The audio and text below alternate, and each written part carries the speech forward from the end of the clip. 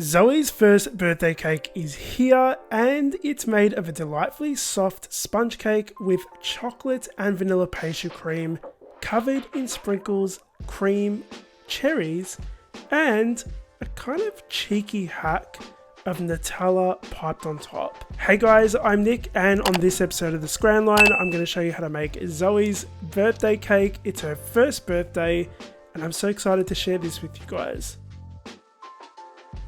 To a large mixing bowl, you're going to add your eggs and sugar and a whip using an electric hand mixer or a stand mixer fitted with a whisk attachment on high speed until this is thick and glossy, about 8 minutes. You want to make sure you're using a really large mixing bowl for this because it's just going to get so much bigger in size.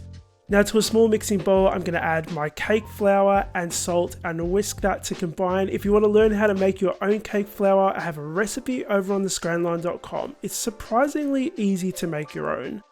Run the dry ingredients through a sieve into the sugar and egg mixture and use a spatula to gently fold through until no dry ingredients are showing. Two things: you want to make sure you're really gentle not to deflate the air that we've whipped into the egg mixture, and also that flour is going to want to sink to the bottom of the bowl, so make sure when you're folding you're actually scraping the bottom of the bowl as you go. To finish off the batter, we're going to be adding some melted butter around the sides of the bowl and fold it through. You want to make sure that your butter is melted and cooled ahead of time. Not cooled to the point where it sets, but cooled to the point where it's not going to completely deflate your mixture. Make sure you scrape from the bottom of the bowl again with this because it just loves to sink to the bottom. Once you can see that your batter is nice and fluffy still, it will go down slightly. That's completely normal. You're going to distribute it amongst 3 8-inch cake tins. Now with the cake tins, we're only going to be spraying the bottom with oil because we want the cake to actually stick to the sides of the tin because it's going to help retain a nice round shape. Now before these go into the oven, we want to sprinkle some funfetti sprinkles on top and really carefully and gently kind of use the end of a spatula or something to mix it into the batter. Bake on 150 degrees Celsius for 20 minutes or until golden. Once these are baked and cooled, use a cake leveler or a serrated knife to trim the cakes in half. If you're making this cake ahead of time, no more than a day ahead of time, otherwise it'll dry out. Let's move on to making our mock cream, otherwise known as stabilized cream. And essentially this is going to be a whipped cream that is not going to completely melt over time like regular whipped cream. The way we're going to do that is by using powdered gelatin. No, you can't use gelatin leaves in this recipe. It has to be powdered gelatin. You're going to mix that together with some cold water in a mixing bowl using a fork, then place it in the microwave and microwave for 10 seconds or until the gelatin has melted completely. Again, with this you want to let it cool slightly before adding it to the whipped cream.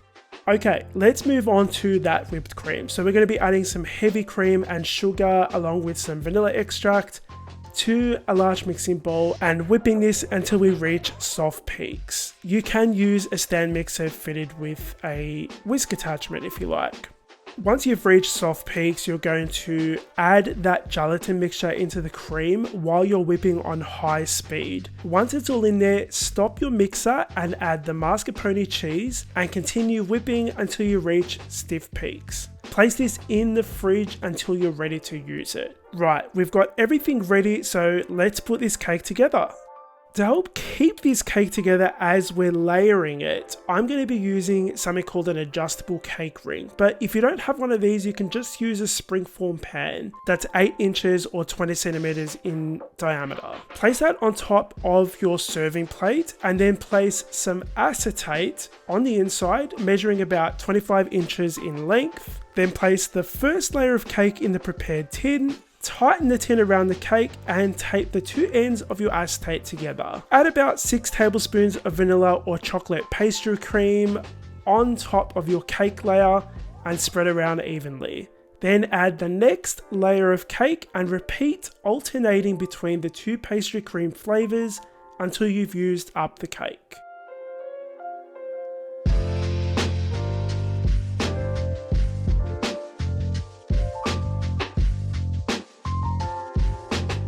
When that's done, place this in the fridge to set for about 2 hours up to 6 hours, no longer than that. Once it's chilled, release from the cake tin and carefully peel away the acetate.